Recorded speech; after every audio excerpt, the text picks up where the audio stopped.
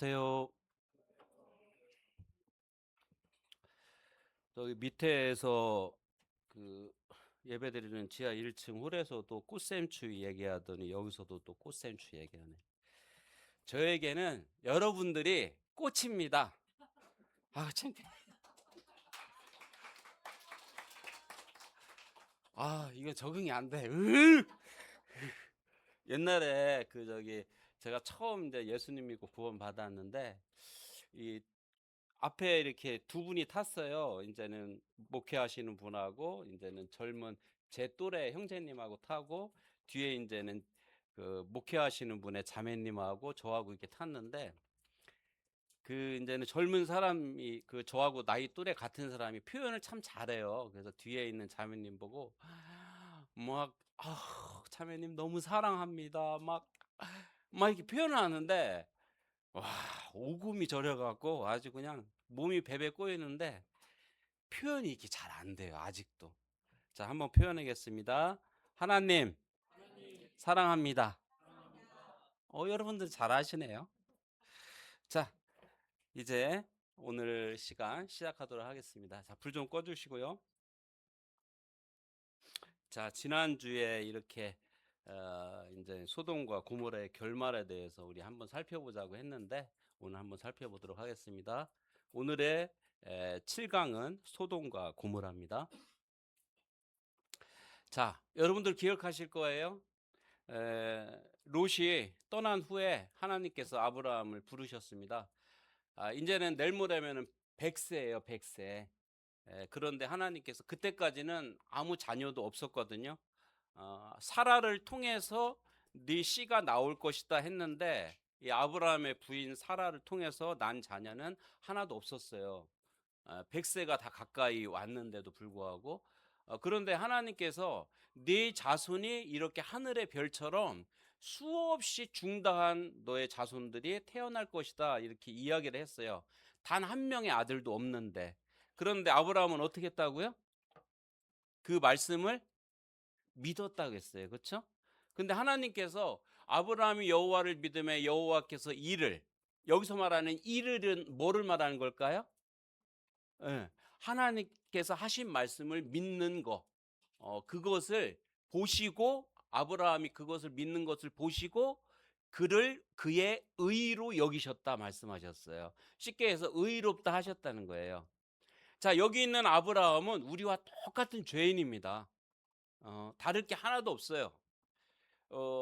심지어는 가난해 갖고 이제 먹고 살 게 없어서 애굽으로 피난 갔을 때가 있었거든요, 아브라함이. 근데 거기서 자기 아내 보고 아내가 너무 예쁜가 봐요. 아주 심히 아름다웠다 했는데 우리 집사람 닮았나 봐요. 그래 갖고 이 아리따우니까 그때 당시에는 뭐 법이고 경찰이고 없잖아요. 그래서 애굽으로 내려가서 피난 갔었는데 좀 먹을 거 저기 좀 사 먹고 하려고. 근데 애굽 왕이 또 저기 그 백성들이 자기 아내 때문에 자기를 죽이고 아내를 취할까 봐 아내한테 이렇게 말했어요. 내 누이라고 해라. 아내라고 하지 말고. 그래서 당신으로 인해서 내 목숨이 부재할 수 있도록 해줘라. 얼마나 이게 나쁜 거예요, 그렇죠? 내 부인 보고 이제 내 부인이라고 하지 말고 아내라고 하지 말고 내 누이라고 해줘. 이렇게 말한 거예요. 얼마나 야비해요. 자기 살라고, 그렇죠? 근데 이런 죄인이었었어요, 아브라함도. 그것도 한 번만 그런 게 아니라 두 번이나 그랬어요, 두 번이나. 자, 그런 죄인이에요. 똑같이 우리하고 똑같은 죄인이에요. 그런데 이 아브라함은 하나님 말씀을 그대로 믿었다는 것입니다. 지금도 마찬가지예요. 지금도 하나님께서 우리가 하나님께 나아갈 수 있는 방법은 우리가 열심히 뭔가를 해서 행위로서 하나님께 나아가는 게 아니에요. 단순하게 어린아이처럼 하나님의 말씀을 믿을 때 그것을 보시고 하나님께서 우리를 의롭다 말씀하시는 거예요. 여러분들이 해야 될 게 있을까요, 없을까요? 없어요. 없습니다. 하나님께서 하시는 말씀을 받아들이고 그 말씀을 단순하게 믿는 거, 그걸 보고 하나님은 우리를 의롭다 하시는 거예요. 그 하나님의 말씀을 단순히 믿으려면 어떻게 해야 될까요? 하나님 말씀에 따라서 해보시겠어요? 청종하라. 귀를 기울여 들으라는 거예요. 내 생각을 버리고 내 길을 버리고 하나님 앞에 나와서 하나님 무슨 말씀을 하시는지 아주 귀 기울여서 들으라는 거예요. 그럴 때 믿음은 들음에서 난다고 말씀하십니다. 하나님 말씀을 듣고 있으면은 이 믿음이 나는 거예요. 자, 여러분들이 할 게 있다 없다? 없습니다. 단 한 가지, 이렇게 나와서 귀를 열고 말씀을 듣기만 하면 되는 거예요. 아시겠죠? 어. 아시겠지, 친구? 어. 이렇게 셋이 앉아 있으니까 시끌시끌 해갖고 막 이렇게 막 집어먹고 막 하고 막 그러니까 이렇게 떨어뜨려 놨어요. 두 명을. 자, 계속해서 보도록 하겠습니다. 이날 밤에 하나님께서 한 가지 약속의 말씀을 더 하십니다. 자, 읽어보겠습니다. 시작. 너는 반드시 알라. 내 자손이 이방에서 계기되어 그들을 섬기겠고 그들은 400년 동안 내 자손을 괴롭게 하리니 그들이 섬기는 나라를 내가 징벌할지며 그 후에 내 자손이 큰 재물을 이끌고 나오리라. 내 자손은 4대 만에 이 땅으로 돌아오리니 이는 아모리 족속의 죄악이 아직 가득 차지 아니함이니라. 아브라함이 의롭다 하심을 받았던 그날 그 밤에 하나님께서 이 약속의 말씀을 하셨어요. 어떤 말씀이냐? 앞으로 되어질 일이에요. 앞으로 되어질 일. 어떤 일이냐? 너는 반드시 알라. 네 자손이, 다른 말로 누구의 자손이요? 아브라함의 자손이 이방에서, 다른 나라에서 계기되어 그들을 섬기겠고 그들은 400년 동안, 몇 년이요? 400년 동안 네 자손, 아브라함의 자손을 괴롭게 할 것이다. 그리고 그들이 섬기는 나라를, 아브라함의 백성들이 섬기는 나라를 내가 징벌할 것이다. 그리고 그 후에 내 자손은 큰 재물을 이끌고 나오리라. 어디에서요? 애굽에서 다시 나온다는 거예요. 그리고 내 자손은, 아브라함의 자손은 몇 대 만에? 4대 만에 이 땅으로 돌아오리니, 말하는 이 땅은 어딜까요? 지금 아브라함이 살고 있는 가나안 땅. 그곳으로 다시 돌아오게 된다는 거예요. 왜냐? 그 이유는 아모리 족속의 죄악이 아직 가득 차지 아니함이니라 라고 하나님께서 말씀하셨어요. 하나님께서는 앞으로 되어질 일을 아브라함에게 미리 말씀하신 거예요. 너의 자손들이 이제 이방에서 계기되어서 이 애굽으로 내려갈 것이고, 그 애굽은 지금 우리나라 말로 뭐랄까요? 이집트. 그곳에 내려가서 그들을 괴롭게 할 것이고, 그리고 네 자손들이 거기서 4대 만에 다시 나오게 될 것이다. 400년 하나님이 하신 말씀처럼 4대 만에 다시 오게 될 것이다. 그리고 그들은 어떻게 하냐? 너가 지금 있는 이 가나안 땅으로 다시 돌아오게 될 것이다. 이것을 예언을 하신 거예요, 하나님께서. 그래서 그 자손들이 400년 동안 종살이 할 것을 미리 말씀하신 거예요. 그런데 왜 그것이 한참 후에 있을 일을 왜 하나님께서 미리 말씀하셨을까요? 그들이 돌아와서 이 가나안 땅에 있는 모든 족속을 진멸하게 될 것이라고 하나님 말씀하셨어요. 멸한다는 거예요. 근데 지금 왜 멸하지 않냐? 그 이유가 뭘까요? 아브라함이 살던 때는 왜 하나님께서 이 족속들을, 그 가나안 땅에 살고 있는 아모리 족속들을 왜 싹 멸하지 않았을까요? 그 이유가 뭘까요? 그렇죠. 성경을 박사십니다, 이제. 그렇죠. 보시는 것처럼 아직은 그들의 죄악이 가득 차지 않았다는 거예요. 자, 노아 홍수 때 하나님께서 심판 내릴 때 그 세상의 죄악이 어땠습니까? 세상에 가득 찼을 때 하나님 심판하셨어요. 이 마찬가지로 가나안 땅의 아모리 족속들도 그 죄악이 가득 차지 않은 거예요. 그래서 하나님께서 아직 심판하지 않는 거예요. 가득 찰 때 하나님은 심판하신 겁니다. 도저히 이제는 봐줄 수 없을 때, 이제는 그 선을 넘을 때 하나님은 심판하시는 거예요. 지금 이 세상도 하나님께서 물로서는 세상 심판하지 않지만 불로써 세상을 심판하실 것을 하나님이 이미 말씀하셨어요. 근데 왜 아직 심판하지 않았을까요? 이것은 내가 보는 기준이 아니라, 여러분들이 보는 기준이 아니라 하나님이 보시는 기준으로 봤을 때 이 세상의 죄악이 아직 가득 차지 않은 거예요. 가득 찼을 때 하나님께서는 심판을 하시는데, 그때는 그 누구도 막을 수가 없는 것입니다. 그때는 그 아무도 이 심판을 막을 수 있는 존재가 없어요. 바로 그것을 하나님께서 미리 말씀하시는 거예요. 자, 그 후에 이 아브라함이 살고 있는 이곳에 세 사람이 오게 됩니다. 이 세 사람이 와서 아브라함과 한참 대화를 나누는데, 그 장면을 우리 잠깐 한번 보도록 하겠습니다. 창세기 18장 1절 말씀 함께 보시겠습니다. 창세기 18장 1절, 2절 같이 보시겠습니다.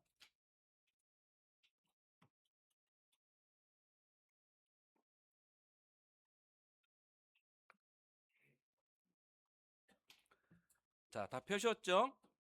창세기 18장 1절, 2절 같이 한 목소리로 한번 읽어보겠습니다. 시작.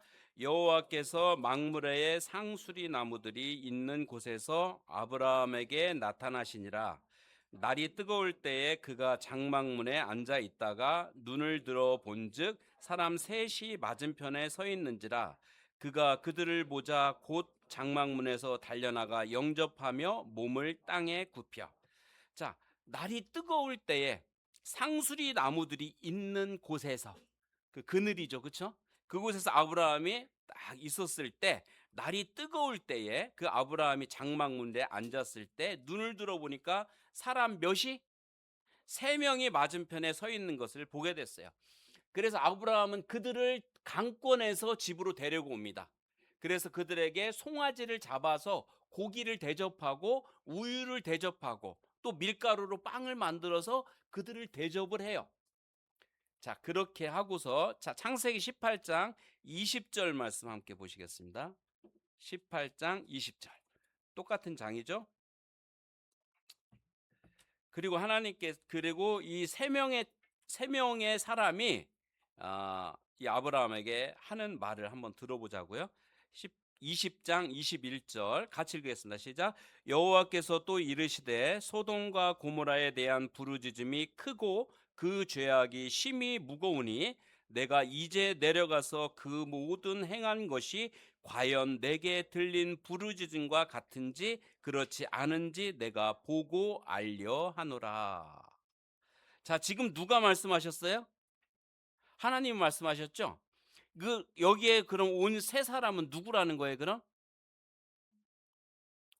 그렇죠. 천사예요, 천사. 천사가 사람의 모양을 입고 온 거예요. 그리고 아브라함과 대화를 하는 거예요. 천사가 사람의 모양으로 똑같이 올 수 있다고? 올 수 있다는 거예요. 뱀도, 사탄도 누구의 모양으로 맨 처음 아담과 하와에게 보였나요? 뱀의 모양으로. 그렇죠? 천사도 똑같이 우리와 같은 몸으로, 이런 몸을 가지고 보일 수 있다는 거예요. 그리고 보인 것뿐만이 아니라 뭐를 먹었어요? 고기를 먹었어요. 그렇죠? 우유를 마셨어요. 빵을 먹었어요. 누가요? 천사가. 이 천사는 하나님의 대리인입니다. 하나님을 대신해서 하나님께서 뭔가 하고자 하시는 말씀들을 대신 전하는 자들이에요. 자, 그들이 뭐라고 말합니까? 소돔과 고모라에 대한 부르짖음이 크고 그 죄악이 어떻다고요? 심히 무거웠다. 그래서 내가 내려가서 직접 그들이 하는 것들을 정말 볼 것이다. 그리고 그들을 심판하실 것이다. 라고 하나님께서 말씀하신 거예요. 천사가 말을 하지만은 하나님을 대신해서 하는 거기 때문에 하나님이 말씀하셨다. 이르시되 이렇게 말하는 것입니다. 아시겠죠? 네. 자, 그래서 어떻게 되는지 한번 보시겠습니다. 22절, 23절 한번 보겠습니다. 자, 22절에 그 사람들이 거기서 떠나 소돔으로 향하여 가고 아브라함은 여호와 앞에 그대로 섰더니 여기 조심이다. 처음에 몇 사람이 만나요? 세 사람. 그런데 22절을 보면은 그 사람들이 거기서 떠나 소돔으로 향하여 가고 아브라함은 누구 앞에 섰다고요? 하나님 앞에 섰다. 쉽게 얘기해서 나중에 보면은 소돔으로 들어간 천사는 몇 명입니까? 두 명이에요. 그리고 한 명의 천사가 아브라함과 함께 또 대화를 나누는 것입니다. 자, 그래서 아브라함이 이 하나님께 이렇게 말해요. 23절에 아브라함이 가까이 나아가 이르되 주께서 의인을 악인과 함께 멸하려 하시나이까. 24절에 그 성중에 의인 50명이 있을지라도 주께서 그곳을 멸하시고 그 50 의인을 위하여 용서하지 아니하시겠습니까? 하나님께서 의인과 악인을 같이 망하게 하는 것은 옳지 않지 않습니까? 하나님 만약에 그 성중에 50명의 의인이 있다면 하나님 어떻게 하시겠어요? 그러니까 하나님 말씀하십니다. 50명의 의인이 있으면 내가 그것을 멸하지 아니하리라. 그러니까 아브라함이 가만히 있다가 다시 말해요. 하나님, 만약에 45인이 있으면 45인이 있으면 어떻게 하시려요? 그랬더니 하나님께서 45인이 있어도 내가 멸하지 않을 것이다. 아브라함이 다시 말해요. 하나님, 죄송하지만 30명이 있으면 어떡할래요? 의인 30명이 그 소돔성에 있으면 내가 30명이 있어도 멸하지 않을 것이다. 하나님, 죄송한데 정말 죄송한데 한 번만 더 여쭤볼게요. 하나님, 만약에 의인 20명이 있으면 어떻게 하시겠어요? 그러니까 하나님께서 의인 20명이 있어도 그 성을 멸하지 않겠다. 아브라함이 곰곰이 생각합니다. 이거 한두 번 말해야지 한 번 더 말해야겠다 생각하고, 하나님, 내가 딱 한 번만 더 말할게요. 용서해 주세요. 만약에 의인 10명이 있으면은 하나님 어떻게 하시겠어요? 그때 하나님께서 의인이 10명이 있어도 내가 그 의인 10명을 인해서 소돔성을 멸하지 않을 것이다. 이렇게 말씀하셔요. 그리고 아브라함과 이 천사가 이렇게 떠나게 됩니다. 자, 그 소돔성에 의인이 10명이 있었을까요? 없었을까요? 어떻게 알아요? 없었는지. 예? 단 한 명도 없었어요? 그건 틀린 말. 이거 잘 나가시더라, 갑자기. 너무 담대하게 말씀하시네? 의인이 있었어요. 10명이 안 됐을 뿐이죠. 그 정도로 의인이 10명이 없을 정도로 소돔성은 죄악이 가득 차 있는 상태였었어요. 하나님이 눈 뜨고 볼 수 없는 상태였었어요. 어떤 상태인지 우리 한번 이 천사들 따라서 한번 가보도록 하겠습니다. 자, 그래서 이곳에 다다랐어요. 그래서 소돔성에 들어가서 보니까 야, 이거는 눈 뜨고 볼 수가 없는 거예요. 성적인 부도덕이 너무너무 심한 거예요. 그리고 이곳에서 아주 그냥 패역하고 악한 일들이 막 벌어지는 거예요. 그 중에서 단연코 가장 심한 죄는 뭐였을까요? 오늘 이 메시지를 한다고 하니까 주일학교 학생들은 여기 들어오지 말게 해야겠다 하는데 3명은 이렇게 귀엽고 들어왔네. 우리 친구들도 알아두는 게 좋아요. 하나님께서는 맨 처음 아담과 누구를 만드셨어요? 하와를 만드셨어요. 그리고 아담과 하와가 결혼하고 동침해서 온 땅에 번성하라고 하나님 말씀하셨어요. 그렇죠? 이것은 하나님께서 만들어 놓은 순리이고 너무나 아름다운 거예요. 그래서 하나님께서 우리에게 주신 선물이에요. 그런데 이 소돔성들은 그러지 않았습니다. 여기 보는 것처럼 이 천사 두 사람이 오니까 이 롯이 그들을 데려다가 집에서 유숙하게 하고 먹이고 그리고 잠을 재우려고 하고 이제 잠자려고 하는데 갑자기 문이 꽝꽝꽝 두드리는 거예요. 소돔 온 성에 있는 남녀노소를 물러나고 다 롯의 집에 쳐들어왔어요.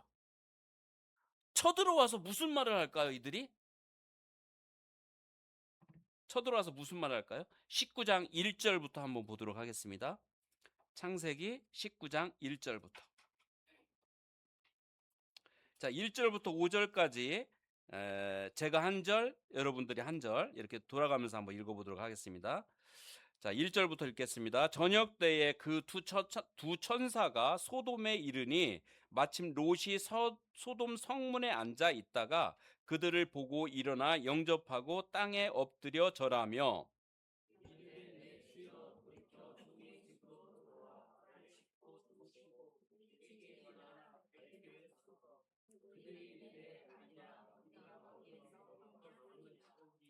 롯이 간청함에 그제서야 돌이켜 그 집으로 들어오는지라.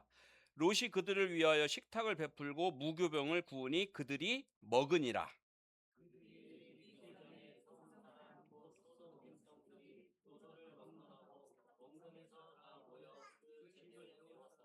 자, 5절은 같이 읽어볼까요? 시작. 롯을 부르고 그에게 이르되 오늘 밤에 내게 온 사람들을 어디 있느냐 이끌어내라.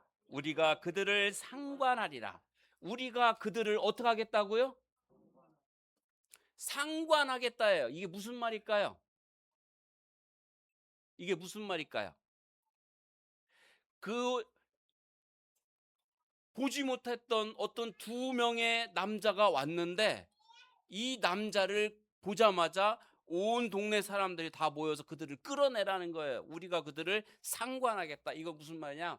우리가 그들과 함께 성관계를 맺겠다는 거예요. 동성연애가 가득 찬 도시가 바로 이 소돔성이었어요. 성적으로 완전히 부도덕한 상태였었어요. 얼마나 부도덕하냐? 이 소돔성에 살고 있는 의인 롯의 딸들이 있었어요. 2명. 근데 이 롯의 딸들이 나중에 소돔성에서 나가서 살게 돼요. 살았을 때 어떡하냐? 이 아버지한테 술을 먹이고 큰 딸이 가서 아버지와 동침해서 애를 낳아버려요. 그리고 그 다음 날은 작은 딸이 아버지한테 술을 먹이고 동침해서 또 자식을 낳아버려요. 이게 모압과 암몬이라는 족속들이었었어요. 이처럼 이런 것에 대해서 아주 그냥 눈 뜨고 볼 수 없을 정도로 이들은 완전히 성적인 부도덕에 취해버렸던 거예요. 딸들마저도. 그런데 롯을 한번 생각해 보자고요. 롯이 어떻게 했냐면은 막 사람들이 끌어내라 하니까 그 나와서 문을 꽝 박았어요. 아니라 내 형제들이여 이러면 안 됩니다. 차라리 이들을 내주기보다는 내 두 딸, 남자를 가까이 하지 아니한 두 딸이 있으니 이들을 내어줄 테니까 이들을 데려가고 이 남자들을 데려가지 마십시오. 이렇게 말했어요. 자기 딸들을 2명을 내어주겠다는 거예요. 그리고 남자들을 이 자기한테 온 손님들을 보호하는 거는 참 잘하는 건데 누구를 지금 내어주려고 하고 있어요? 이게 가당키나 한 일이에요? 말도 안 되는 거잖아요. 우리가 이해할 수 없는 정도의 도덕적으로 완전히 성적으로 무너진 곳이 바로 이 소돔이에요. 이해가 안 되잖아요. 어머니 이해가 돼요? 안 되죠. 이해할 수 없는 일들을 이게 벌어지는 거예요. 지금 우리 세대에 일어나는 일들은 이해가 됩니까? 인천에서 퀴어 축제가 열렸거든요. 제가 그 앞을 지나가는데 그냥 프랭카드 들고 그냥 퀴어 축제가 뭐예요? 동성애 축제예요, 동성애. 그쵸? 막 공원에 모여서 으쌰으쌰 하고 막 하는데 아니 옛날 같으면요 벌써 다 어렸을 때 초등학교 때 같으면은 그 자기가 동성애 한다고 하면은 아주 사회에서 매장을 당했어요. 그쵸? 근데 막 자기들 권리를 찾겠다고 막 이러고 있어요. 심지어는 지금 국회에 법이 올라가 있어요. 이 동성애가 합법으로 하자는 법이 이미 올라가 있어요. 이게 땅땅땅 통과되면 지금 여기서 동성애는 죄입니다. 제가 얘기하잖아요. 저 끌려가는 거예요, 감옥에. 지금 법적으로 합법적으로 만들고 있다니까요. 여러분들 국회 이렇게 거기 들어가서 이거 다 이거 손들어야 돼요. 이거 하면 안 된다고. 이런 일이 지금 이 세상에서 벌어지고 있는 일이에요. 지금 요 바깥에가 나오면은 그냥 그 레즈비언들 클럽이 또 있고 여기 아주 여기가 지금 소돔과 고모라 여기가 평촌이. 요 바로 위에는 지금도 그냥 남녀가 그냥 대낮에 이거 눈 뜨고 볼 수가 없는 거예요. 여러분들 이게 이해가 됩니까? 이게 이해가 된다 그러면은 여러분들도 이미 젖어버린 거예요. 어디에? 성적인 부도덕에 세상 죄에 젖어버린 거예요. 남녀가 결혼하기 전에 짝짝꿍 이거 있을 수 없는 일이에요. 하나님은 간음이라고 말씀하시는 거예요. 이건 간음죄예요. 근데 이게 너무 편만하게 이게 아주 정상적으로 되어버린 거예요. 그러니까 내가 비정상인 거예요. 저는 한 번도 여자 손을 잡아본 적이 없거든요. 결혼하기 전에. 우리 와이프도 그랬어요. 근데 둘이 결혼을 했어요. 그러니까 사람들이 뭐라고 놀릴까요? 우리 보고 천연 기념물이래. 우리 보고.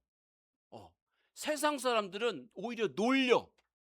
이렇게 순결을 지키는 사람들을 놀리고 비방해. 저희가 이 같은 일을 행하는 자는 사형에 해당하다고 하나님이 정하심을 알고도 자기들만 행할 뿐 아니라 또한 그 일 행하는 자를 옳다 하느니라. 이게 그대로 지금 이루어지고 있는 일들이에요. 이 소돔성이 그랬습니다. 그래서 소돔성에 살고 있는 이 천사가 얼른 롯을 안으로 끌어들여요. 그리고 앞에 막 자기를 상관하겠다고 온 그 무리들의 눈을 다 멀게 만들어 버립니다. 그래서 그들을 내어 쫓고 얼른 이 소돔에 살고 있는 이 롯한테 가서 얼른 네가 알고 있는 사람들한테 막 가갖고 얼른 이거 사람들을 다 이끌어내야 된다. 이 소돔성은 멸망할 것이다. 불과 유황이 비 오듯 해서 망하게 될 것이다 라고 말을 해요. 그래서 얼른 달려갑니다. 누가? 롯이. 누구한테 달려갔을까요? 자기의 사위들한테 막 달려가요. 그리고 말합니다. 여기는 이미 죄악이 가득 차서 하나님이 멸하기로 작정이 됐어. 얼른 빠져나가야 돼. 얼른 도망가야 돼. 그랬더니 롯의 사위들이 따라서 해보시겠어요? 농담으로 여겼더라. 뭘로 여겼다고요? 농담으로 여겼다고 성경에 기록해 있어요. 하나님의 무서운 심판이 임할 것을 경고하는 그 말에 대해서 이들은 농담으로 여겼다는 것입니다. 어리석은 자는 재앙을 보면은, 지혜로운 사람은 재앙을 보면 숨어 피하여도, 어리석은 자는 재앙이 있다는 걸 알면서도 나아가다가 그냥 고집대로 나아가다가 망한다고 잠언에서는 말씀하고 계세요. 정말 슬기롭고 지혜로운 사람은 이런 경고의 말씀, 이런 하나님 말씀을 들을 때 숨어 피해야 되는 게 너무 마땅한 거예요. 에이, 무슨 심판이 있어? 그런 게 어디 있어? 예전부터 지금까지 수천 년 동안, 수만 년 동안, 수억 년 동안 땅과 하늘은 그대로 있어. 우리가 그 말을 농담으로 여기면은 우리는 바로 이렇게 되는 거예요. 그래서 결국에는 그곳을 빠져나온 사람은 롯과 누구요? 자기 처, 그리고 두 딸, 이들이 빠져나왔어요. 그리고 결국 소돔성은 하나님께서 유황과 불이 비오듯 해서 그 소돔성을 싹 멸해버렸어요. 지난주에 사회자 형제님이 마지막에 멘트를 그렇게 하셨습니다. 이 소돔성이 실제로 고고학적으로 발견되어져서 그곳에서 수많은 유황과 어떤 재들, 이런 탄 흔적들, 이런 것들이 이미 발견이 됐다고 사회자 형제님이 말씀하셨어요. 맞아요. 자, 이게 우리한테는 굉장히 거울이 되고 교훈이 돼야 됩니다. 옛날에 있었던 어떤 만들어낸 이야기가 아니에요. 노아 심판도 그렇고 소돔성의 심판도 하나님은 끝까지 오래 참습니다. 왜? 아무도 멸망하지 않고 다 회개하고 구원받기를 원하는 게 하나님의 뜻이기 때문에 끝까지 참아요. 하지만 하나님이 볼 수 없는 지경, 죄악이 가득 찼을 때는 하나님이 세상을 심판할 수밖에 없는 거예요. 그 시간이 지금 시시각각 다가오고 있는 것입니다. 그래서 이들은 이렇게 빠져나왔어요. 그런데 이들이 자기들이 알아서 빠져나온 게 아니에요. 성경에 보면은 천사가 강권하여 천사가 막 서둘러 갖고 이들을 빨리 빼집어낸 거예요. 이 소돔성에. 이들은 그냥 천천히 느그적느그적 하는 거예요. 이렇게 심판이 있다 하는데 이 의인 롯마저, 이 딸들마저, 아내마저 느적느적 하는 거예요. 답답하죠. 그렇죠, 여러분? 제가 답답하다는 말 많이 듣거든요. 전화를 하면은 제가 충청도 사람 아닙니까? 여보세요. 그러면은 빨리 말을 해요. 왜 이럴까요? 왜 이렇게 천천히 이들이 이럴까요? 자, 이거 보면 알 수 있습니다. 하나님께서 이 소돔성을 나갈 때 절대 뒤돌아보지 말라 그랬어요. 절대 뒤돌아보면 안 된다. 그런데 롯의 처가 뒤를 돌아봤습니다. 그래서 소금 기둥이 되어버렸다고 성경은 말씀하고 있어요. 자, 빠져나온 사람은 몇 명입니까? 4명이죠? 근데 한 사람은 어떻게 됐어요? 소금 기둥이 됐죠? 자, 여기서 구원받은 사람은 그럼 몇 명인 것 같아요? 왜요? 4명이 빠져나왔잖아요. 한 명은 소금 기둥이 돼버렸잖아. 이거는 구원받은 게 아니야. 그쵸? 왜 이 롯의 처는 왜 뒤를 돌아봤을까요? 하나님 우리에게 말씀하십니다. 롯의 처를 어떻게 하라고요? 기억하라고, 생각하라고 말씀하십니다. 몸은 빠져나와도 마음은 어디에 있는 거예요? 소돔성에 있는 거예요. 그 쾌락이, 그 즐거움이, 그 보화가 거기에 마음이 있는 거예요. 그래서 소금 기둥이 되어버렸어요. 이건 구원받은 게 아니에요. 우리가 구원받았다는 것은 세상에서 살던 사람이 이것이 악한 길이고 결국은 멸망의 길이라는 걸 알고 그 길을 돌아서는 거예요. 하나님 편으로 유턴하는 거예요. 내가 이제 이 길 가운데 계속 살면 난 끝장이다. 돌아서는 거예요. 그런 사람이 구원받은 거예요.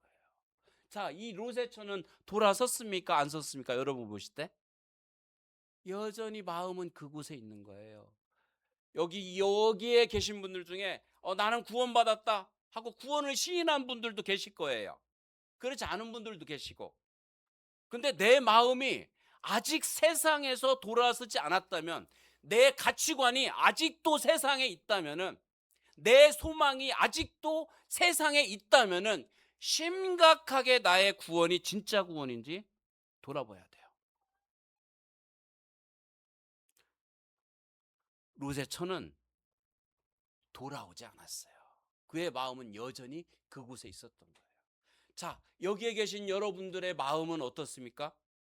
우리의 마음이 세상이 목적이고 세상에 가치를 두고 있고 세상이 전부다. 이거는 멸망당할 수밖에 없는 것입니다. 이것은 지옥이에요, 지옥.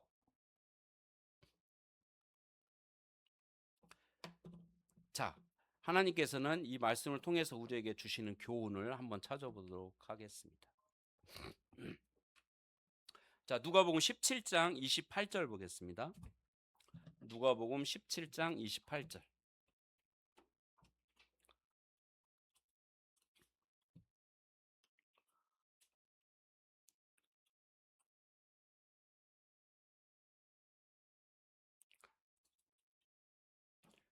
자, 찾으셨나요? 자, 한번 읽어보죠. 28절, 29절까지 읽겠습니다. 시작. 또 롯의 때와 같으리니 사람들이 먹고 마시고 사고 팔고 심고 집을 짓더니 롯이 소돔에서 나가던 날에 하늘로부터 불과 유황이 비오듯 하여 그들을 멸망시키었느니라. 자, 이때의 장면을 자세히 하나님께서는 말씀하십니다. 이 말씀은 누가 하셨냐면은 따라서 보시겠어요? 예수님. 예수님이 직접 하신 말씀이에요. 이 세상이 심판받고 멸망할 때 일어날 일들을 말씀하신 거예요. 근데 언제와 같다? 롯의 때와 같다는 거예요.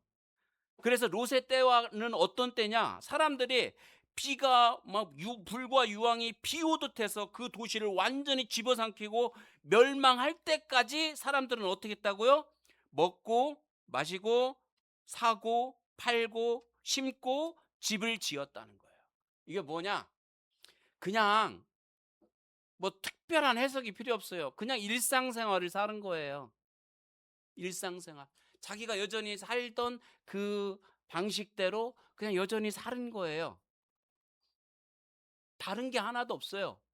그냥 자기가 여태까지 세상에서 살던 방식대로 먹고 사고 장가가고 시집가고 장사하고 집 짓고 이걸 한 거예요.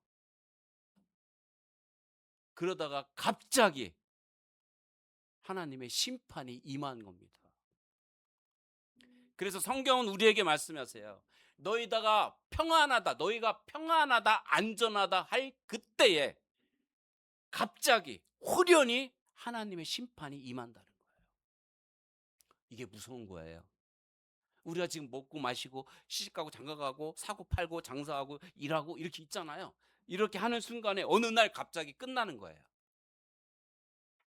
하나님은 이것을 약속하셨어요. 하나님은 이제 불로써 이 세상을 심판할 것을 약속하셨어요. 하나님의 심판이 계속 가까이 오고 있어요.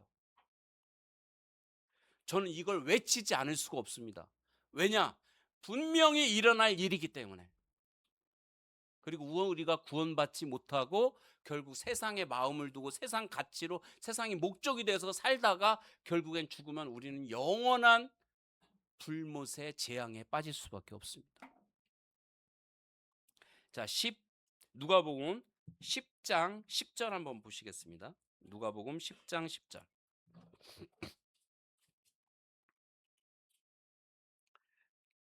10장 10절. 10절하고 10절 10절부터 12절까지를 같이 보겠습니다. 자, 제가 먼저 읽을게요. 어느 동네에 들어가든지 너희를 영접하지 아니하거든 그 거리로 나와서 말하되 너희 동네에서 우리 발에 묻은 먼지도 너희에게 털어버리노라. 그러나 하나님의 나라가 가까이 온 줄을 알라 하라. 12절 같이 읽겠습니다. 시작. 내가 너희에게 이르노니 그날에 소돔이 그 동네보다 견디기 쉬우리라. 여기서 또 나오죠. 소돔이 나오죠. 음. 자, 그런데 이 말씀을 보면은 어느 동네에 이렇게 예수님께서 제자들을 보내요. 그러니까 어느 동네에 가서 막 이렇게 전도하죠. 근데 너희를 영접하지도 않고 받아들이지도 않고 너희 말도 듣지 않으면은 어떡하라고요? 그 동네에서 나와서 발에 먼지까지 탁탁 털어버리라는 거예요. 그러면 하나님이 어떻게 하신다고요? 내가 너희에게 이르노니 그날에 심판날에 소돔이 여기 말한 이 망한 소돔이 그 동네보다 견디기 쉬우리라. 소돔성보다 더 무서운 심판이 그 사람에게 임한다는 거예요. 하나님의 말씀을 듣고 받고 영접하고 받아들이지 않으면은. 제가 이 말씀이 되게 무서웠어요. 두려웠어요. 제가 물어봤어요. 제가 한 번은 집에 있는데 어렸을 때 예수님 믿기 전에 집에 있는데 누가 전도한다고 전도지 들고 이렇게 온 거예요. 근데 나는 이 교회 다니는 사람을 후레아들로 알았잖아요. 제사도 안 지내는 나쁜 사람들이라고. 그래서 그들을 딱 내쫓았어요. 그리고 이 대문을 꽝 하고 닫아버렸어요. 나가! 그리고 내 저기 동생이 고등학교 때 자기 하나님 믿겠다고 교회 다닌다고 하면서 쫄래쫄래 성경책을 이렇게 가져오지 않았겠어요? 제가 어떻게 했어요? 그 성경책 다 찢어버리고 이 아이를 발로 밟아버렸어요. 교회 못 가게. 지금도 술 먹으면 명절날 가면 그렇게 얘기해요. 형수, 우리 형이 어떤 사람인 줄 알아요? 아주 나쁜 사람이에요. 형이 나를 밟았어요. 막 이래 몇 번이나 그 얘기를 하더라고. 얘는 마음에 그게 상처가 된 거야. 그렇게 악한 사람이에요, 제가. 여러분들 볼 때도 그렇게 악하게 보이죠, 그쵸? 왜 웃어요? 그래서 제가 물었어요. 한번 저기 이제 군대를 갔는데 내 쫄병이 교회 다니는 사람이야. 그래서 내가 물었어요. 야, 내가 이렇게 했어. 문 꽝 닫고 영접도 않고 그 사람 딱 내쫓았어. 그럼 나는 어떻게 돼? 똑바로 말해. 거짓말하지 마. 난 이게 진짜 궁금했거든요. 그리고 마음에 그게 늘 있었어요. 내가 그 교회에 배척했다는 게. 그래서 물었어요. 그랬더니 이 쫄병이 한다는 말이, 그러면은 그 집에서 나갈 때 발에 먼지까지 탁탁 털어버리고 나가라고 그랬어요. 그럼 하나님께서 소돔성에 있었던 심판보다 더 무서운 심판을 하나님이 하신다고 하셨어요. 와, 식은땀이 쫙 나더라. 두 가지 마음이 교차하는데, 이런 쫄병이 싸가지 없게 나한테 그런 말을 해? 이런 마음 하나 하고, 또 하나는 덜컥 겁이 났어요. 내가 한 짓이 있기 때문에. 여러분들에게 제가 겁주려는 거 아니에요. 여러분들은 마땅히 두려워할 하나님을 마땅히 두려워해야 돼요. 우리 사람들은요, 우리를 최고로 해할 수 있는 거는 죽이는 것밖에 못해요. 예수님이 그래서 이렇게 말씀하신 거예요. 사람을 죽인 후에 그 후에는 능히 더 못하는 자들을 두려워하지 말라.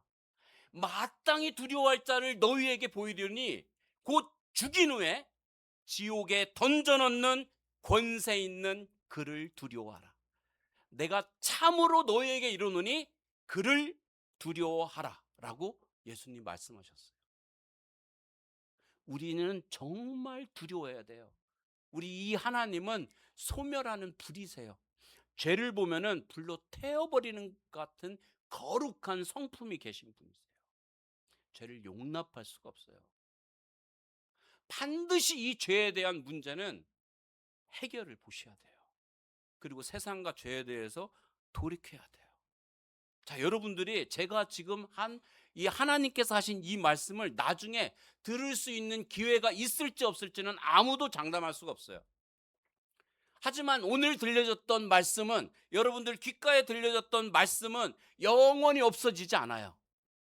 그렇기 때문에 더 이상 핑계할 수가 없습니다. 더 이상 변명할 수가 없습니다. 이게 무서운 거예요. 하나님이 우리를 심판하실 때 하나님이 하신 말씀으로 심판하셔요.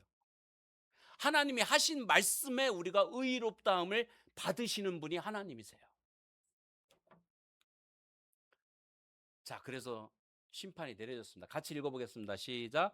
소돔과 고모라와 그 이웃 도시들도 저희와 같은 모양으로 간음을 행하며 다른 색을 따라 가다가 영원한 불의 형벌을 받음으로 거울이 되었느니라. 자, 아침에 나오실 때 다 거울 보고 오시죠?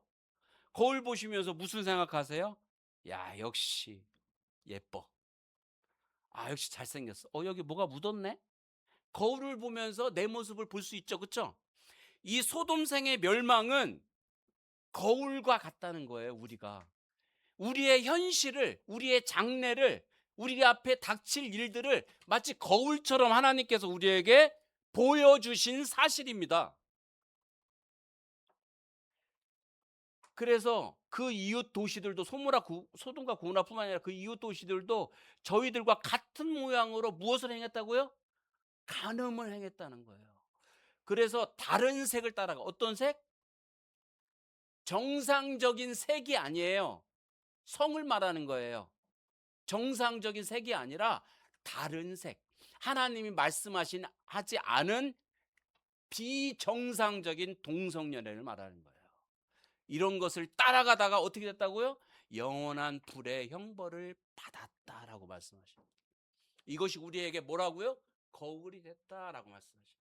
그래서 우리는 이 거울을 통해서 볼 수 있는 거예요. 지금 이 동성연애가 만연한 이 세상이 이제 소돔과 고모라처럼 심판의 때가 가까워졌다는 걸 우리는 확실하게 알 수가 있는 것입니다. 자, 창세기 17장 1절에 이제 소돔과 고모라에 대해서 말씀드렸고, 창세기 17장 2절에 하나님이 이렇게 말씀하십니다. 자, 잘 들으세요. 자, 오늘 상품 퀴즈입니다. 아브라함의 나이 99세 때에 여호와께서 아브라함에게 나타나서 이르시되 나는 전능한 하나님이라 너는 내 앞에서 행하여 완전하라 라고 하나님께서 아브라함에게 말씀하셨어요. 자, 이 말씀 속에서 하나님은 어떤 하나님입니까? 손 들고. 한 사람만 손 들었어요. 얘기해 보세요. 전능한 하나님. 맞습니다. 박수 한번. 네, 상품 갖다 주시고. 축하해. 말씀 잘 들었어. 너무 똑똑해. 이렇게 상품 받으려고 오는 건 아니지? 그래. 알았어. 잘했어. 자, 하나님은 전능한 하나님입니다. 전능한 하나님이 무슨 뜻입니까? 못할 수 있는 게 아무것도 없어요. 다 할 수 있다는 거예요. 다 할 수 있는 하나님이 우리로 하여금 10년 더 살 수 있게 할 수 있을까요? 없을까요? 자, 전능하신 하나님이 우리 몸에 가지고 있는 병 고칠 수 있을까요? 없을까요? 전능하신 하나님이 우리 마음 가운데 있는 이 정말 축 처지고 그냥 이렇게 그냥 그런 안개처럼 축 처진 우리 마음의 그런 우울함들 하나님 치료할 수 있을까요? 없을까요? 있습니다. 왜냐? 하나님은 어떤 분이기 때문에? 전능하신 분이기 때문에. 자, 나이가 100세가 돼서 이제 자식을 낳을 수가 없어. 누가? 아브라함이. 근데 그 아브라함에게 자식을 줄 수가 있나요? 없나요? 하나님이. 왜요? 전능한 하나님이기 때문에 그래요. 그래서 결국에는 자식을 낳게 됩니다. 아브라함의 나이 몇 살 때? 100살 때에. 어마어마하지 않나요? 100살 때 이 자식을 낳아요. 뒤로 넘어갔네.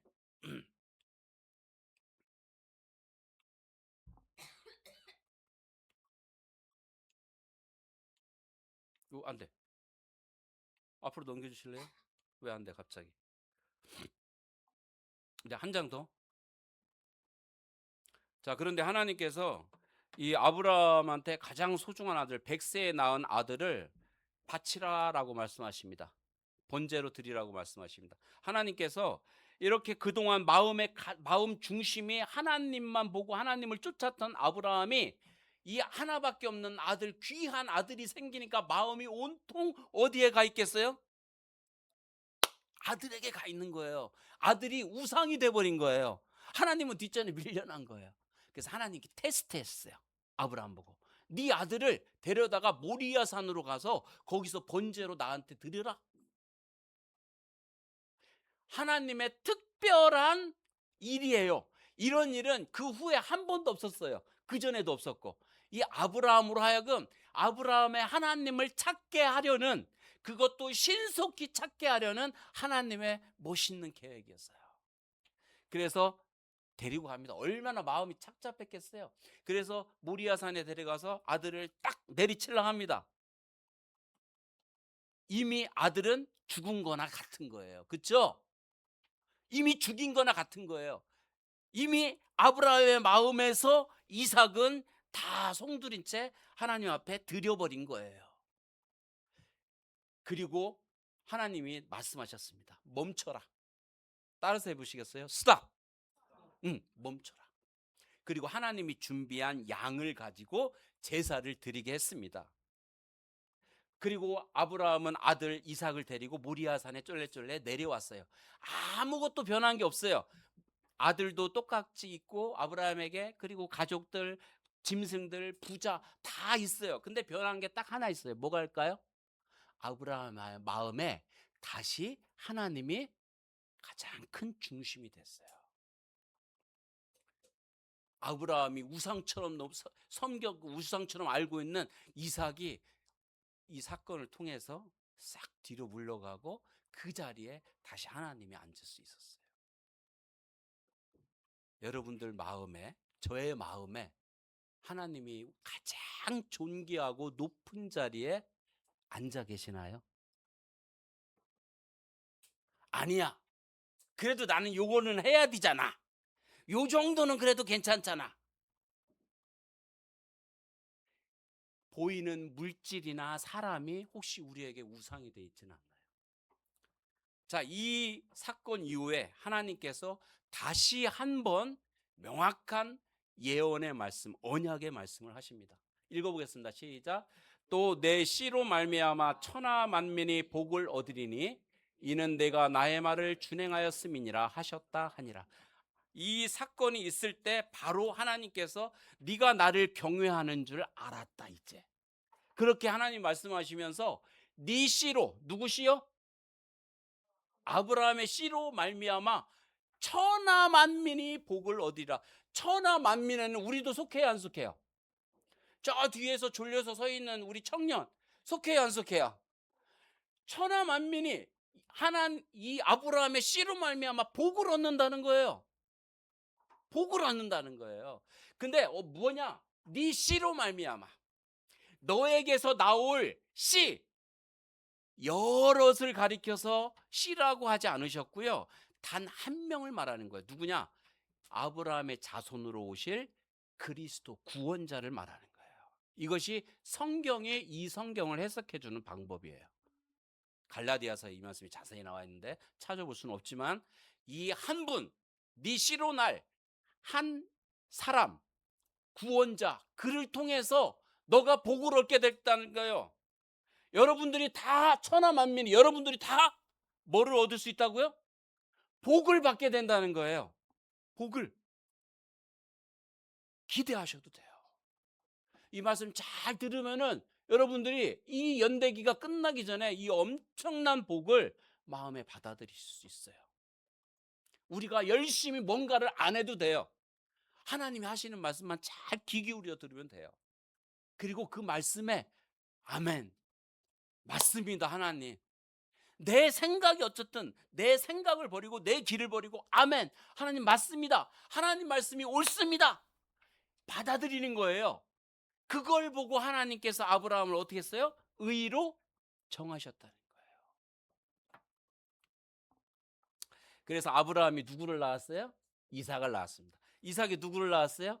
야곱이 낳았어요. 야곱은 몇 명의 아들을 낳았어요? 12아들이 낳았어요. 그 12아들 중에 레위라고 하는 아들이 있었거든요. 근데 이 레위라고 하는 아들이 나중에 이제는 보이게 되는데, 이 12아들이 나중에는 어떤 이 이야기를 다 할 수가 없어요. 연대기가 있잖아요. 52주에 걸쳐서 하는 거예요. 1년 내내 하는 거예요. 그래야 창세기부터 계시록까지 다 할 수 있거든요. 근데 그 시간이 안 돼요. 저한테 12시간밖에 안 줬어요. 12주밖에 안 줬어요. 그러니까 다 사건을 다 얘기할 수 있어요? 없어요. 중요한 사건 핵심만 여러분들에게 말씀을 드리는 거예요. 그러니까 다 알고 싶으면은 저하고 1년 동안 성경 공부하면 돼요. 1년 동안. 신청하시는 분 받아드리겠습니다. 그래서 12아들을 낳았는데 이들이 이 아브라함이 살고 있는 가나안 땅에 기근이 들어서 결국에는 이들이 다 어디로 가냐? 어디로 갔겠어요? 따라서 해보시겠어요? 이집트. 아까 아브라함에게 하나님께서 말씀하셨잖아요. 400년 동안 종살이 할 것이고 4대 만에 돌아올 것이다 했잖아요. 그곳으로 결국에는 아브라함의 자손들이 다 그 애굽으로, 이집트로 이주하게 됐어요.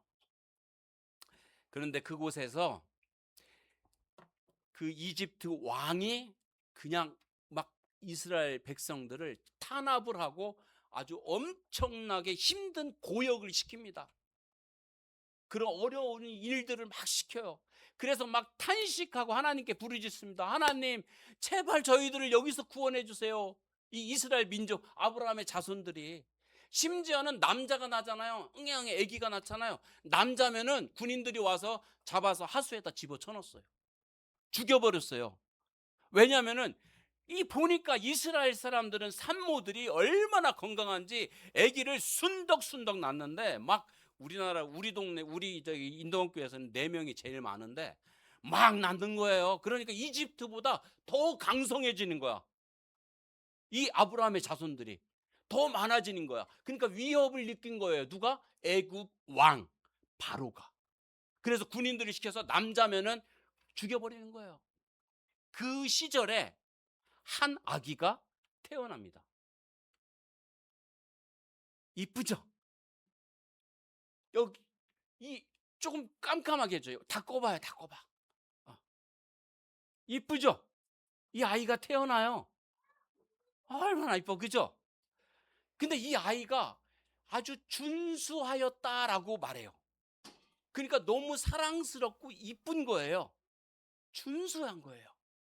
그래서 이 아이를 버리고 싶지 않은 거예요. 그래서 이 아이를 석 달 동안 숨어서 이 아이들을 키웁니다. 이 아이를. 근데 석 달이 지나니까 애가 크니까 막 목소리도 우렁차는 거예요. 앵애 앵애 앵애 하다가 앵애 앵애 이렇게 우는 거예요. 그러니까 더 이상 집에다가 두고 살 수가 없는 거예요. 그래서 한 가지 꾀를 내냈어요. 이 아이를 군인들에 갖다 주면 죽을 것 같으니까 이 엄마가 이 아들을 볼 때마다 마음이 탄식하는 거예요. 너무 이쁜데 죽어야 되는 이 아이들의 운명을 보고 너무 괴롭고 힘든 거예요. 그래서 엄마는 밤중마다 무엇을 할까요? 이 군인들을 피해서 뜨개질? 아니라 갈대로 상자를 만들기 시작했어요. 꼼꼼하게 잘 만들어서 나중에는 이 상자에 안팎에 물이 새지 않게 역청이라는 걸 바릅니다. 그리고 물에 뜰 수 있도록 이거를 만든 다음에 아들을 데리고 나일강 하수에 갑니다. 그래서 그곳에다 이 아이를 넣고서 이 아이를 강물에 띄워보내요. 이 아이의 운명을 누구한테 맡긴 거예요? 하나님께 맡겼어요. 그리고 둥실둥실 이 아이는 떠서 강을 내려갑니다. 근데 이 아이의 누나가 있었어요. 미리암이라는 누나가 이 아이가 어떻게 되는지 계속 졸졸졸 따라다닌 거예요. 이 아이는 어떻게 됐을까요? 물에 엎어져서 죽었을까요? 아니면은 어떻게 됐을까요? 이렇게 말하면은 눈치채셨죠? 눈치 잘못 챘습니다. 어떻게 됐냐? 때마침 나일강에서 목욕하러 온 이집트의 공주의 눈에 띄어요. 이 아이가. 그래서 바구니를 열어보니까 아기가 엉엉 울고 있는 거예요. 너무 사랑스럽고 이쁘기도 하지만 너무 불쌍한 거예요. 그래서 공주가 이 아이를 키우기로 마음먹었어요. 그때 이 아이를 지켜보고 있던 미리암 누나가 얼른 달려갑니다. 공주님, 공주님, 아이 이쁘지요? 이 아이가 잘 클 수 있도록 아이한테 젖을 주고 양육할 사람이 있는데 어떻게 하시겠어요? 그래서 이 공주의 허락을 받고 이 아기를 도로 누구요? 엄마의 품에 데려갑니다. 세상에 이런 멋있는 드라마가 어디 있어요? 여기 나오기를 잘했죠. 집에서 드라마 봐요. 이런 거 재미있는 게 있나? 그래서 이렇게 아들을 데리고 온 거예요. 그리고 이 아이를 잘 키웠어요. 무엇으로 키웠을까요? 하나님께서 하신 말씀으로 잘 키웠어요. 그리고 젖을 뗄 날이 가까워졌어요. 그래서 젖을 떼자마자 누구한테 갔을까요? 바로의 공주의 품으로 갔어요. 그리고 그 궁궐에서 바로의 공주로 무럭무럭 자라나기 시작했어요. 그리고 그 궁에 있던 바로의 궁에 있는 모든 학술과 모든 지혜와 그리고 모든 무술들을 섭렵하기 시작했어요. 그 사람의 이름이 뭐냐? 물에서 건져냈잖아요. 그래서 물에서 건져냈다 하는 이름의 뜻을 가진, 따라서 해보시겠어요? 모세가 바로 이 사람이에요. 하나님께서는 이 모세를 통해서 결국 종살이하고 있는 애굽에서 고통 가운데 있는 자기 백성을 구원하십니다. 이것이 이제 다음 주에 여러분들에게 말씀드릴 내용입니다. 자, 오늘 말씀을 통해서 하나님께서 우리에게 하신 말씀을 통해서 하나님이 어떤 분인가 우리는 또 알게 됐습니다. 하나님은 어떤 분이십니까? 하나님은 창조주십니다. 하나님께서 창조하셨기 때문에 하나님의 것입니다. 그래서 하나님은 온 인류와 모든 만물의 절대 주권을 가지고 계세요. 절대 주권이 무슨 말이냐? 모든 것을 마음대로 할 수 있는 주권을 가지고 계세요. 그리고 그렇기 때문에 이분이 우리를 심판할 수도 있고 버릴 수도 있고 다시 얻을 수도 있는 그러한 주권, 권리가 있어요. 그래서 그분이 보실 때 도저히 안 되고 도저히 죄악이 가득 찰 때는 우리를 심판하시는 하나님으로 나타납니다. 예, 슬기롭고 지혜로우신 분들은 이 말씀, 연단의 말씀 잘 듣고 이 죄악된 세상에서, 그리고 죄 가운데 빠져 있는 우리들이 어떻게 하면은 구원을 받을 수 있는지, 어떻게 하면은 건져냄을 받을 수 있는지 계속해서 듣고 깨우치시고 믿으셨으면 좋겠습니다. 기도하고 마치겠습니다. 사랑하신 주님, 감사드립니다. 오늘 말씀을 통해서 하나님께서 이 소돔의 모습을 통해서 거울처럼 우리에게 경계하시고 보여주신 사실에 대해서 감사를 드립니다. 저희들의 마음이 이 세상에 머물러 있지 않고 이 세상에 가치를 두지 않고 저희들 마음이 회개하고 돌이켜서 마치 잃어버린 탕자가 회개하듯이 스스로 돌이켜서 하나님을 택하고 또 하나님 믿고자 하는 마음이 생길 수 있도록 하나님 우리 가운데 역사해 주시기를 기도합니다. 또 하나님 말씀을 통해서 분명한 하나님의 어떠한 분이신지를 저희들이 명확히 알아갈 수 있도록 이 시간들을 또한 축복해 주시고, 오늘 이렇게 많은 분들이 나와서 하나님 말씀 들을 수 있도록 환경과 마음을 움직여 주신 하나님께 감사를 드립니다. 이 모든 감사의 기도를 예수 그리스도의 이름으로 기도드립니다. 아멘. 네, 수고하셨습니다.